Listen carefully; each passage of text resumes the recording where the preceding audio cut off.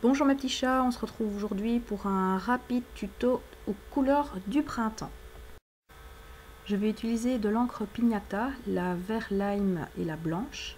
Je vais utiliser aussi de la Stazone noire, des cotons démaquillants, des tampons clear, là j'avais pas encore choisi ce que j'allais utiliser, et une plaque de plexi. Alors sur ma pâte, je commence par venir poser de l'encre verte que je vais estomper avec un coton, l'estomper délicatement.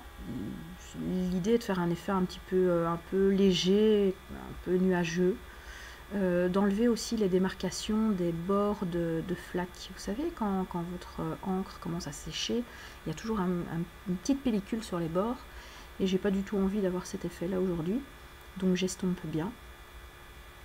Alors la pâte que j'utilise était un reste de pâte verte, tout simple, je ne saurais plus dire ce que c'était exactement. Ensuite je passe à l'encre blanche, donc c'est bien de l'encre à alcool blanche de chez Pignata.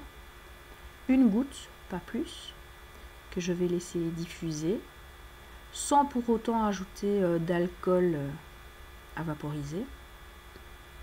Je soulève un petit peu la pâte, histoire d'aider à la diffusion, mais pas trop non plus, j'ai pas envie d'avoir de grosses coulées.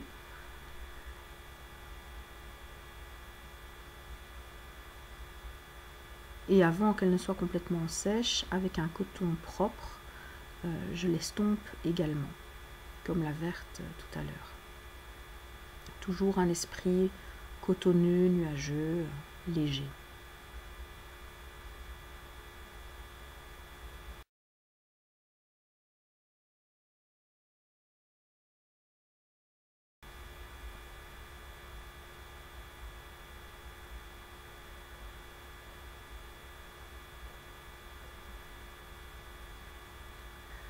Quand le résultat me plaît, je choisis les tampons avec lesquels je vais travailler. Alors il s'agit d'une très vieille planche de tampons, je ne saurais plus vous dire de quelle marque il s'agit. Je les ai eus dans un magasin de loisirs créatifs. Donc c'est une marque, ils ont été très bons pendant très longtemps ces tampons, mais là ils ont bien 10 ans, ils collent plus des masses. Donc là j'ai choisi deux petits morceaux de verdure, des petites branches, des petites feuilles. Je viens déposer de la Stazone noire dessus. Et je viens imprimer mes tampons.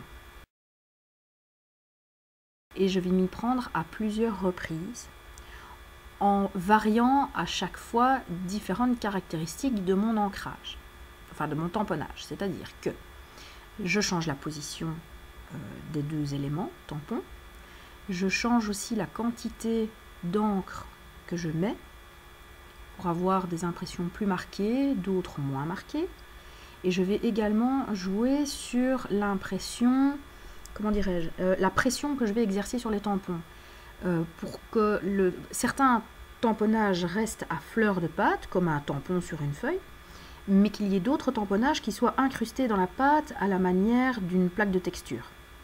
L'idée que j'avais envie de réaliser, c'était de jouer avec un minimum d'éléments pour arriver à faire du volume et un peu de profondeur dans ma pièce.